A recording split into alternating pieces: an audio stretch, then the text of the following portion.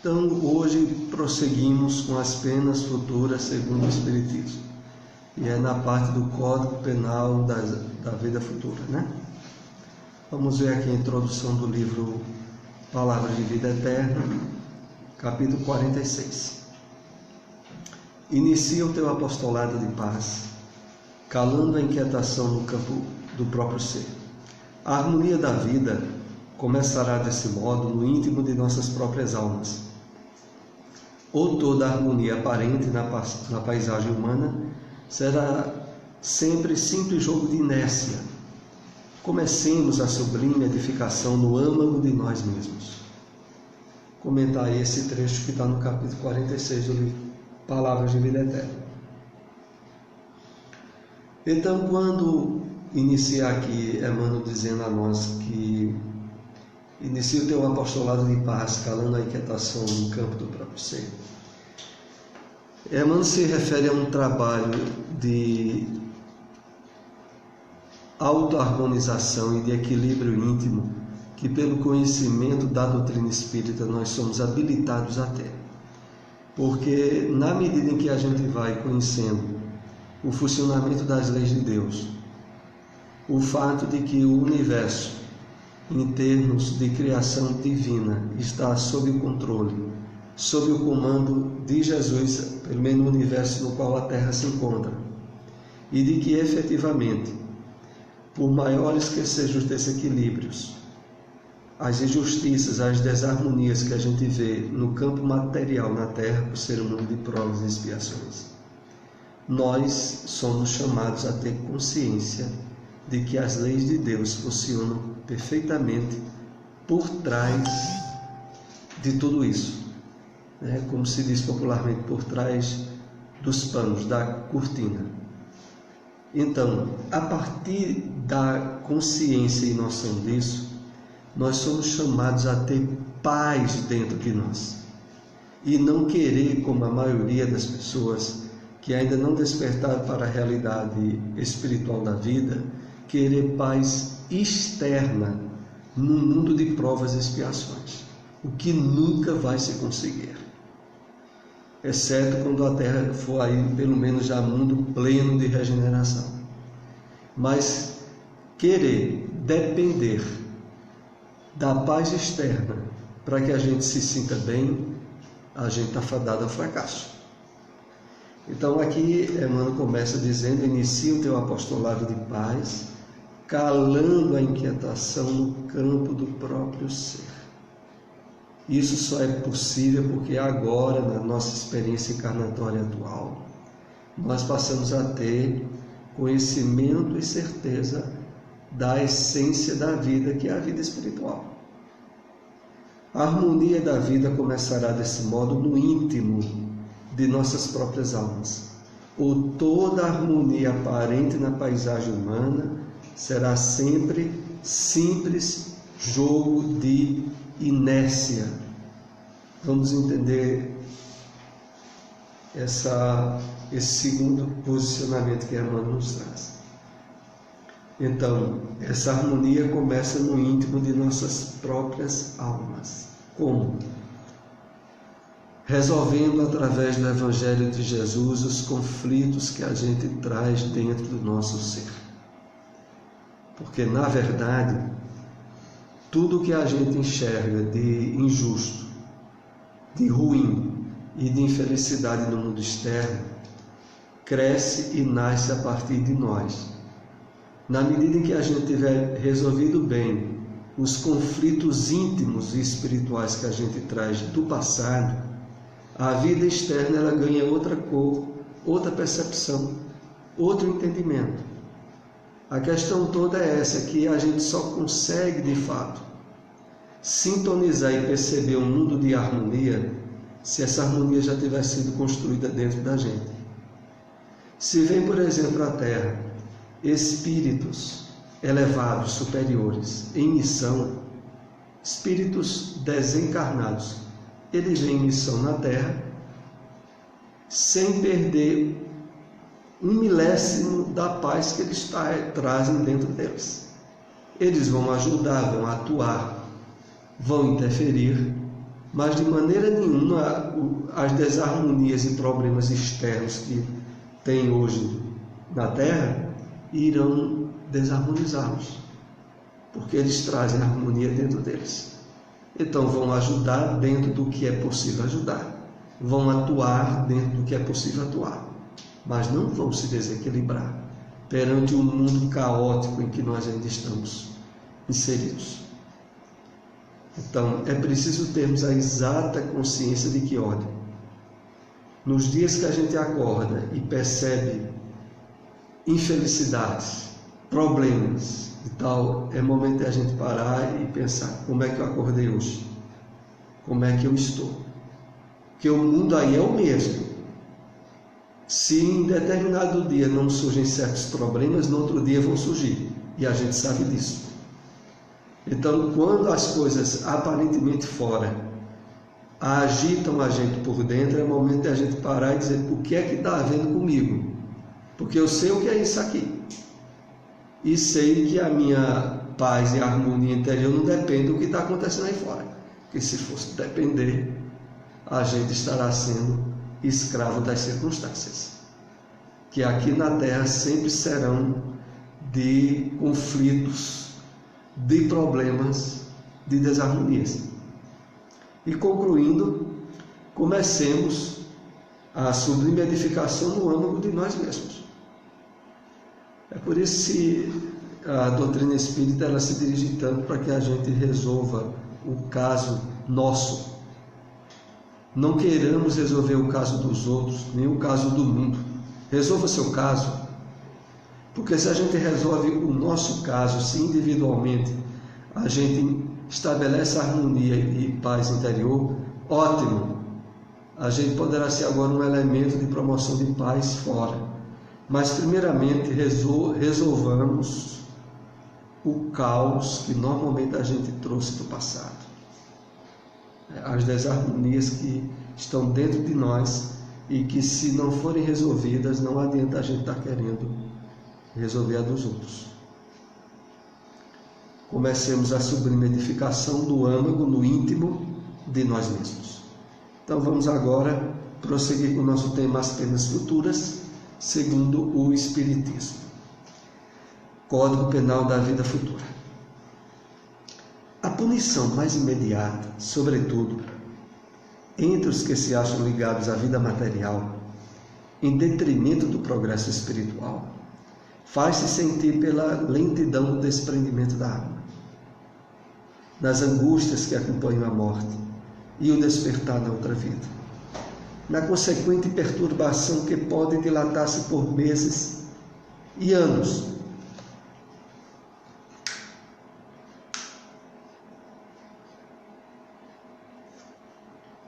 Então, entendemos bem a consequência desse sofrimento ao adentrar-se no mundo espiritual muitas pessoas. A razão, como aqui é bem explícita, é ter dado mais valor às coisas materiais em detrimento do progresso espiritual.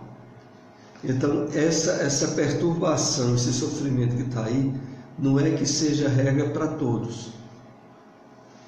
É que aqueles espíritos que já haviam atingido um nível de maturidade, de possibilidades espirituais de crescimento, e que emperraram essas possibilidades por livre-arbítrio, de mal direcionado para as coisas materiais, é normal que as coisas materiais agora o prendam e dificultem sua adaptação ao mundo espiritual. Não é por castigo, não é porque Deus imponha sofrimento para espíritos que não se espiritualizaram convenientemente na sua encarnação, nada disso. Tudo é uma consequência natural daquilo para o qual a pessoa deu mais atenção e que prejudicou a sua maturidade espiritual. Então, há pessoas na Terra que face à sua infância ainda em termos de maturidade, vão ter uma vida aí toda voltada só para as coisas mais imediatas. Mas estarão estabelecendo desse modo a consequência natural do seu nível íntimo de maturidade. O problema só surge quando a pessoa começa a ter uma série de atitudes e de vida que vai de encontro à maturidade que ela já tem condições de expressar. E aí vai gerar uma perturbação e um problema ao readaptação ao mundo espiritual. Vamos ver aqui o próximo item. Naqueles que, ao contrário, têm pura consciência e na vida material já se acham identificados com a vida espiritual, o trespasse é rápido, sem abalos, quase nula turbação de um pacífico despertar.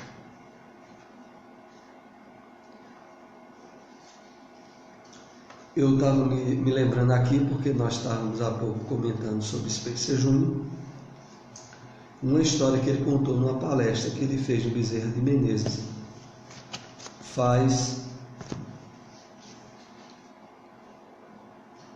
em torno de 10 anos. Essa história eu me lembro, não é porque eu tenho uma memória de elefante, mas é porque eu tinha feito uma cópia da palestra dele em DVD e tinha localizado em casa há um tempo aí atrás, há alguns meses. E aí ainda deu para eu ver essa história que ele contou. Oportunamente eu já contei uma palestra, mas como diz respeito exatamente a esse slide aqui que a gente está tratando, eu vou lembrar, até para alguns aqui que não tenham ouvido. Porque eu Spencer, quando era mais novo, 20 e poucos anos, ele foi na época que ele já tinha começado a fazer palestras na Federação Espírita Pernambucana.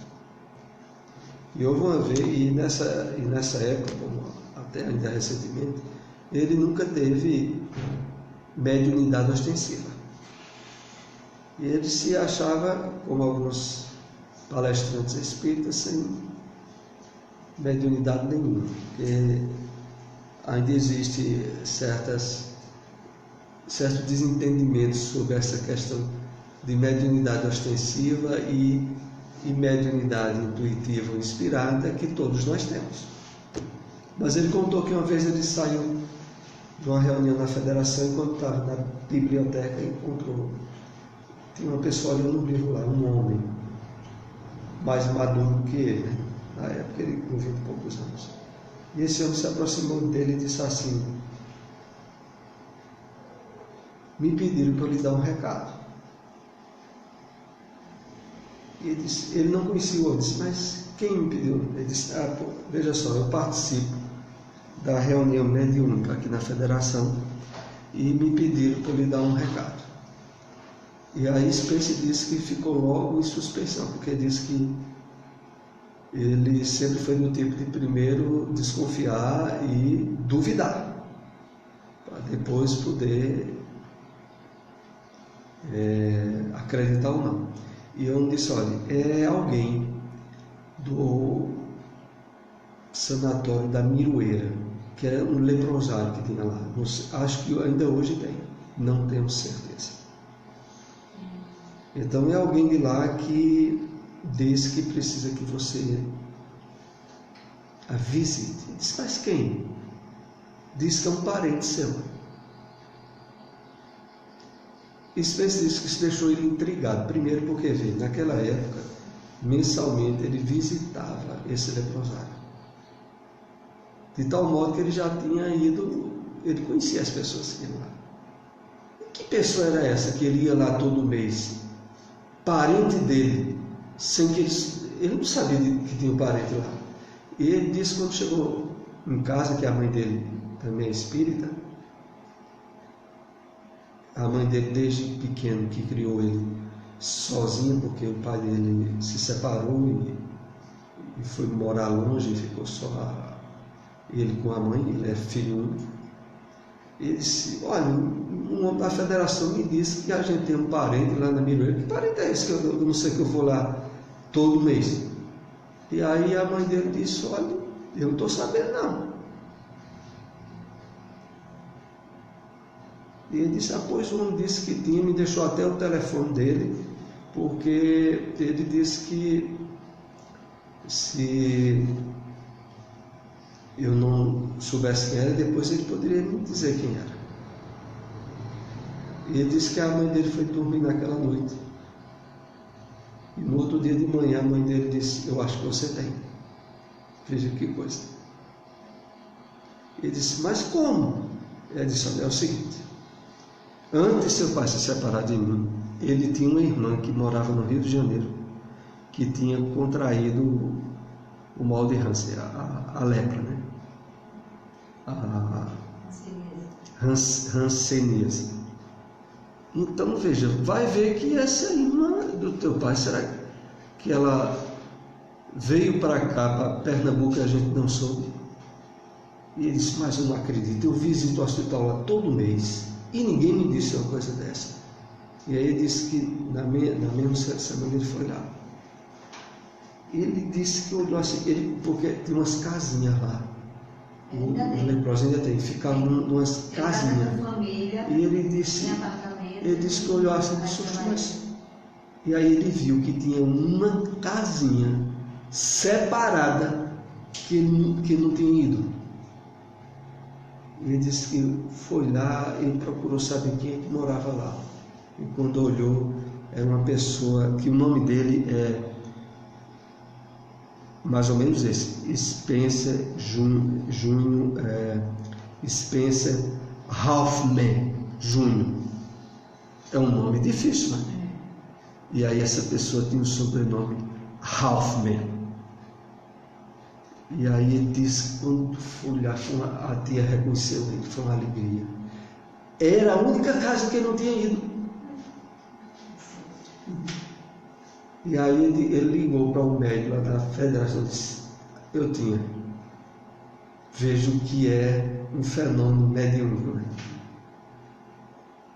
E aí ele disse que ficou indo todo mês lá, levava livro para essa tia dele ler.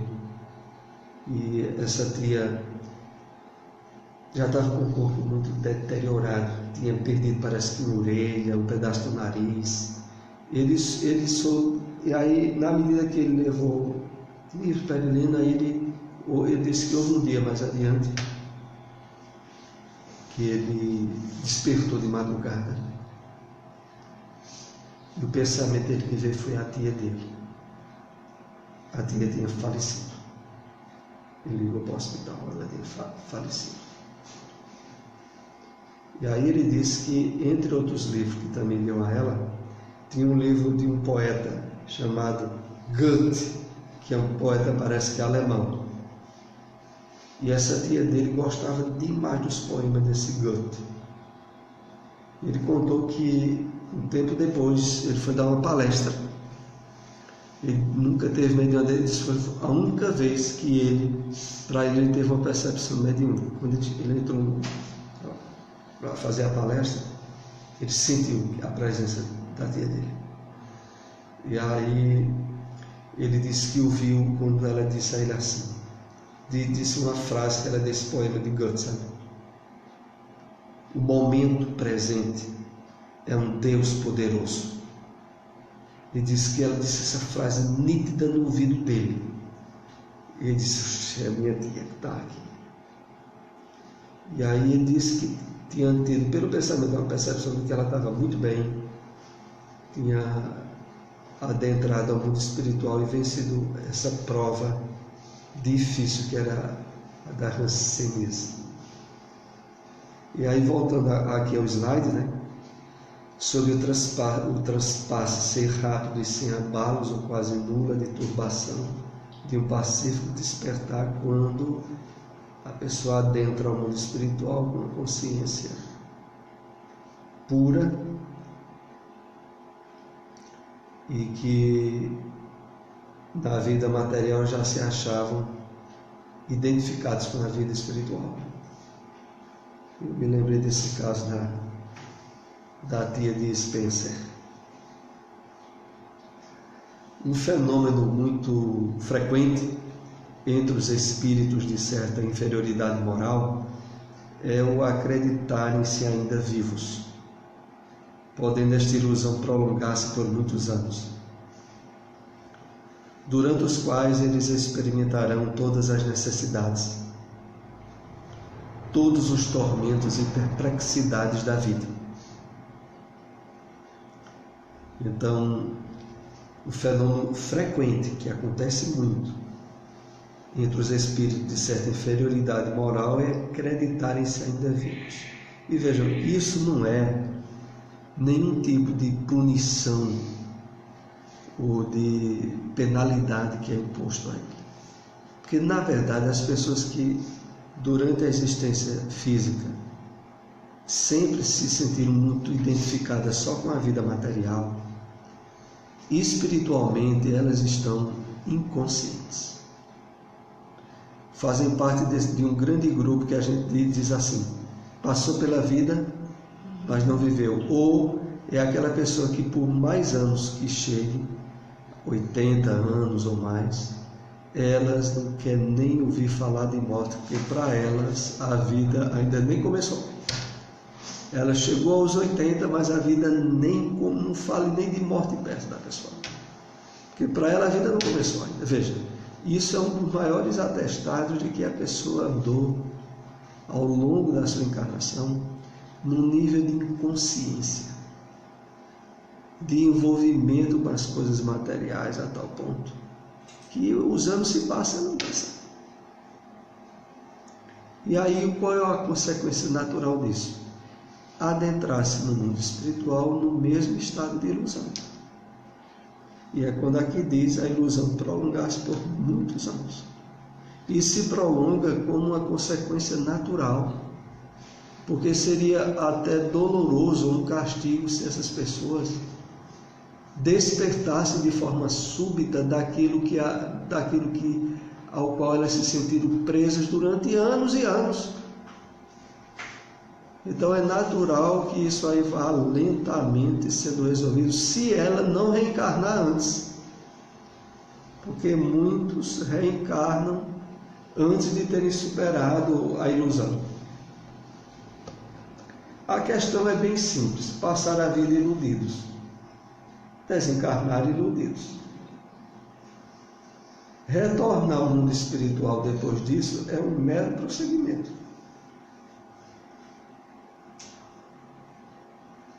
Quando aqui diz, durante os quais experimentarão todas as necessidades, todos os tormentos e perplexidades da vida, é porque aquilo que em termos emocionais causa mais impacto ao espírito, como o medo da morte, como incerteza de que a vida continua, isso é algo que a desencarnação não resolve. É muito comum as pessoas desencarnarem durante um certo período, continuarem, inclusive nos lares que habitualmente estiveram nos últimos anos de encarnação, em um processo lento de despertamento, onde elas vão pouco a pouco percebendo que não faz mais sentido estarem ali. É como no caso daquele livro, daquele filme Os Outros, né? Que é bem similar a isso aí. O sexto sentido também, né? O sexto sentido também, por causa do psicólogo. Exatamente. O psicólogo falece através de um tiro e ele não tem a menor ideia do que aconteceu com ele. Fica atendendo uma criança. Quem não, é um filme que parece, se a pessoa assistiu uma vez só, não entende. Porque fica achando que o psicólogo não morreu, está atendendo ali um paciente. O paciente enxerga ele, só que o paciente é médium. Só o menino enxergava ele porque o menino era médium. E ele doutrinava, ele conversava com o menino como se ele fosse... tivesse encarnado. Era muito bom aquele filme. E chega a uma parte bem engraçada quando o menino diz que vê mortos. E aí ele diz, sonhando, e diz, não, acordado. E ele sem saber que ele era um morto. Ele só começa a despertar. E aí ele olha assim e fica refletindo. Pode ser um caso de esquizofrenia, né? Porque para o pessoal materialista, ouvir mortos, né? Porque um dos índices de identificação de problemas esquizofrênicos é estar ouvindo vozes e ouvendo mesmo. Aí aquelas vozes começam a dar ordem à pessoa, a pessoa não consegue separar a realidade do que está sendo colocado na mente dela. É aí onde essas doenças psíquicas, muitas têm um fundo espiritual muito grande. Não que a doença não tenha uma patologia e precise de medicamentos e da medicina oficial, mas a gente sabe que há uma interação com o mundo espiritual grande, porque o problema maior dessa doença que é tida como uma doença, o maior problema de tratamento em psiquiatria é a esquizofrenia, que é justamente, o termo tem a ver com mente partida. A origem do termo esquizofrenia é mente partida. A pessoa está encarnada e não consegue mais separar o real do ilusório. E aí, levando muitas vezes até o suicídio, porque essas vozes começam a dar ordem e a pessoa não perde a noção do que é a realidade e do que é que está sendo dito a ela. Aquele caso que houve em Garanhuns, eu vi uma das primeiras entrevistas que os acusados de canibalismo deram. Ele citou numa das entrevistas dele que ele obedecia ordens. Ele obedecia ordens e ele tinha que fazer. Se ele não fizesse, é por isso que ele praticava aqueles atos de canibalismo e aquelas atrocidades, né? Estava dentro dessas patologias psiquiátricas. Bom, voltando aqui ao nosso tema, durante os quais eles experimentam todas as necessidades, todos os tormentos e perplexidades da vida. Então é muito comum o espírito desencarnado temer a morte. E a gente pode até achar que isso seja engraçado ou absurdo, mas isso é totalmente lógico, porque eles têm um corpo espiritual que para eles tem a mesma realidade que nós temos para o corpo físico. Então a pessoa apegada às coisas materiais, totalmente ignorante do que é espírito, do que é vida espiritual, se percebe numa realidade aonde a projeção de matéria que ele tinha aqui na Terra continua em um certo nível para ele. É claro que ele vai ter certeza que não morreu e de que tem que ter muito medo de morrer, como a gente vê muito nos casos trabalhados nas reuniões de mediúnicos, centros espíritas. Espíritos há mergulhados em densa treva, outros se encontram em absoluto isolamento no espaço, atormentados pela ignorância da própria posição, como da sorte que os aguarda. Os mais culpados padecem torturas, muito mais pungentes, por não lhes entreverem um termo. Vamos comentar. Espíritos há mergulhados em densa treva, outros se encontram em absoluto isolamento no espaço. Aqui são situações particulares, decorrentes normalmente de toda uma consequência de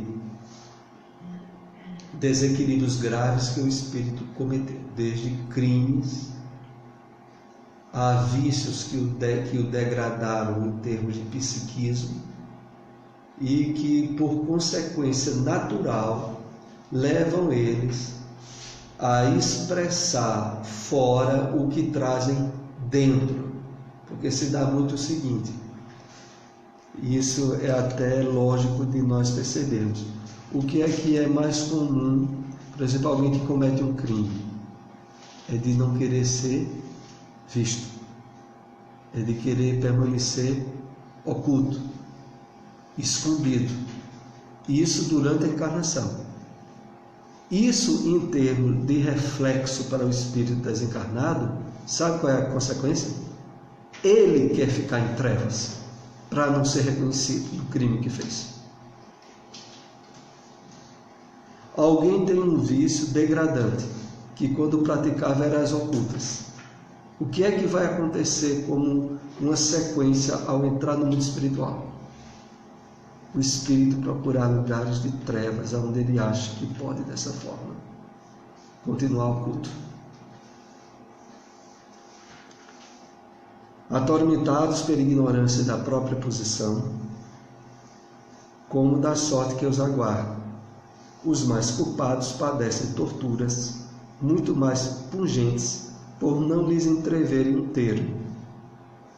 Porque aqui na Terra, e é o mais atenuante instrumento que nós temos para nos ajudar a enfrentar uma grande maioria de provas, expiações e de dificuldades, é porque nós temos a exata noção de dia-noite.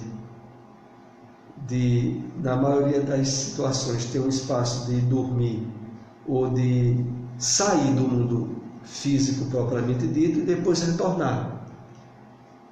Isso, para o espírito, mesmo culpado durante a encarnação, é um atenuante maravilhoso. O problema é que para muitos espíritos desencarnados, dependendo da aprovação deles, não tem essa noção de dia-noite. Tem noção de isso vai acabar quando? Porque a própria noção que aqui é resultado natural das necessidades físicas assume um quadro de variedade grande no mundo espiritual. Por exemplo, a própria necessidade de dormir depende muito do nível evolutivo do espírito. Quanto mais o espírito é evoluído, menos necessidade ele tem de dormir no plano espiritual. Não há para onde. Na verdade, e aqui é bom a gente deixar bem claro que durante a encarnação é uma necessidade orgânica de reposição de energias orgânicas imprescindível, de tal modo que se a pessoa não dormir relativamente bem, ela adoece. Fisicamente ela adoece.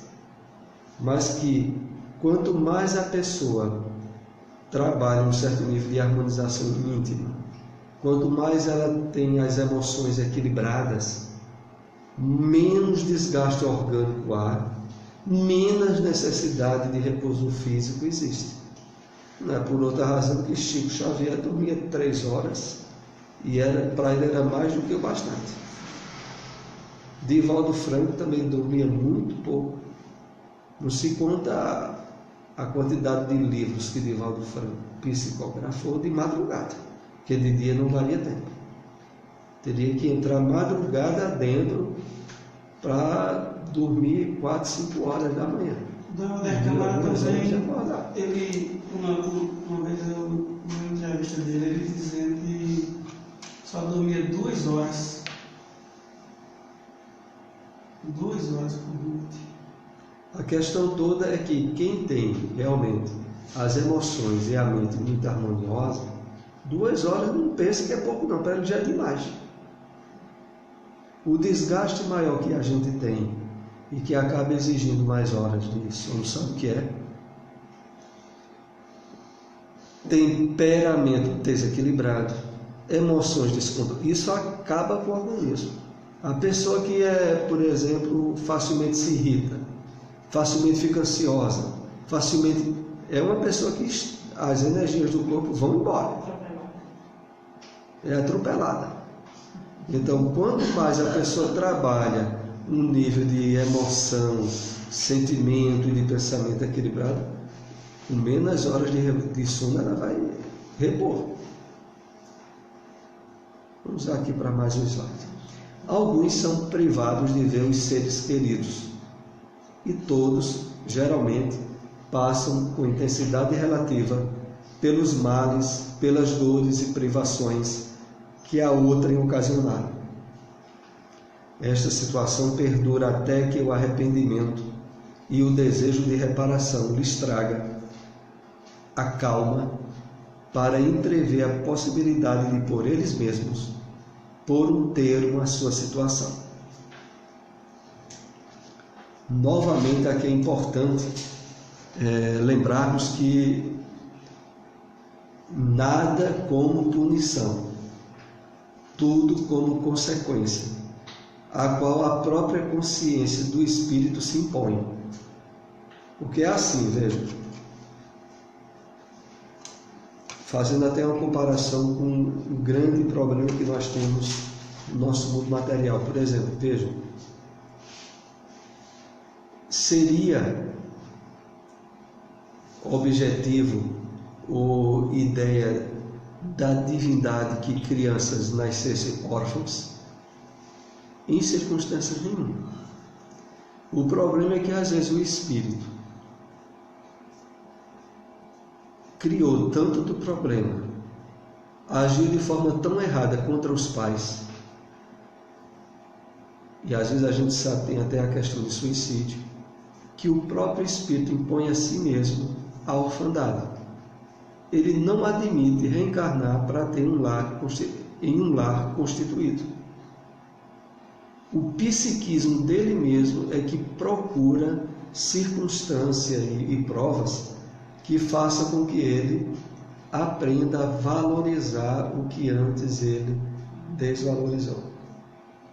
E quando olha, ele vai vir em situações e circunstâncias onde a orfandade vai estar presente.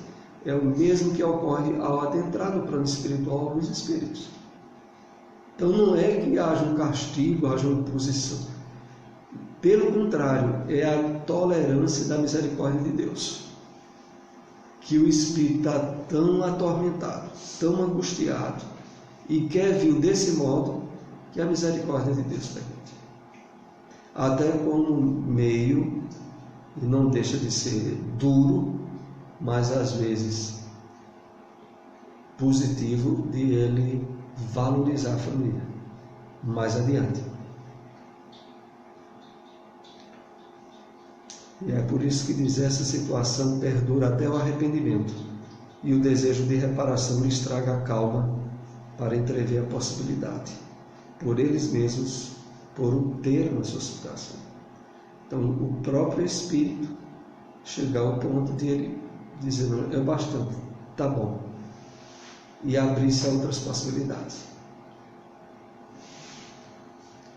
O único meio de evitar ou atenuar as consequências futuras de uma falta está no repará-la, desfazendo-a no presente. Quanto mais nos demorarmos na reparação de uma falta, tanto mais penosas e rigorosas serão no futuro as suas consequências. Então, a abertura para a reparação, que é aquilo que resolve completamente, é algo que na doutrina espírita todos nós somos estimulados a fazer o máximo, pelo motivo de a gente não ter a lembrança exata do que andou desequilibrando o passado.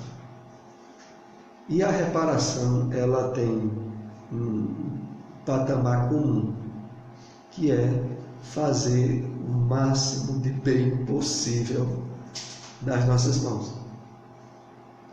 Como a gente não sabe exatamente de que ficou o devedor, ou que tem que reparar, é fazer o máximo de bem que puder a todos, como um meio eficaz de, desse modo, inclusive, alcançar alguns que podem ter sido diretamente prejudicados por a gente. e que hoje pode estar, inclusive, na vestimenta de parentes ou de pessoas que, de um modo ou de outro, vão entrar em contato com a gente. E aquelas pessoas vão entrar em contato com a gente e a gente vai ajudar elas. Às vezes nem temos ideia exata porque que tanto ajuda elas. E o bom é que não saiba mesmo e fique ajudando muito. Porque o mecanismo das leis de Deus funciona ocultamente. Mas funciona com perfeição.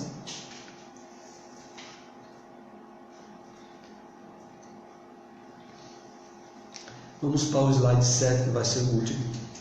Temos algumas pessoas que parecem que estão querendo tomar café. A situação do espírito, esse vai ser o último que nós vamos comentar, o 7º aqui.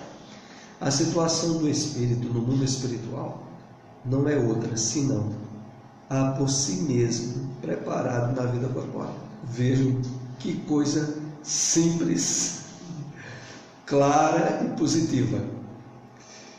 A situação que nós teremos no mundo espiritual é aquela a qual a gente preparou durante a encarnação. Então a gente tem e a gente é chamado a fazer a melhor preparação possível. Principalmente porque não tem nem ideia do quanto tempo passará do plano espiritual. Né? A variedade de tempo é muito grande. Normalmente a gente sabe que o tempo mínimo é o equivalente a uma encarnação. Uns 50 anos, 70 anos. Agora a encarnação tem aumentado mais, né? E a desencarnação pode demorar mais. Porque a vida ela é cíclica, né? É assim, por exemplo, os nossos bisavós hoje já podem ser os nossos netos. Então quem aqui já tem neto pode estar botando no braço um bisavô, uma bisavó. Por quê? Porque normalmente esse bisavô já terá feito 50, 70 anos que ele voltou para o plano espiritual. Então ele já pode estar vindo, né, com um neto. Então veja, há esse ciclo que vai ter uma variedade equivalente, mais ou menos, né, teoricamente, àquele tempo que a pessoa teve de encarnação. É claro que tem exceções. Não há regras definidas de tempo de vida espiritual. Mas o padrão médio é esse. Aqueles que já estão aí há 50, 60 anos no plano espiritual voltaram. E aí normalmente quando voltam como nossos netos. Então vamos para a prece de encerramento, né? Vamos parar aqui no slide 7. Agradecemos a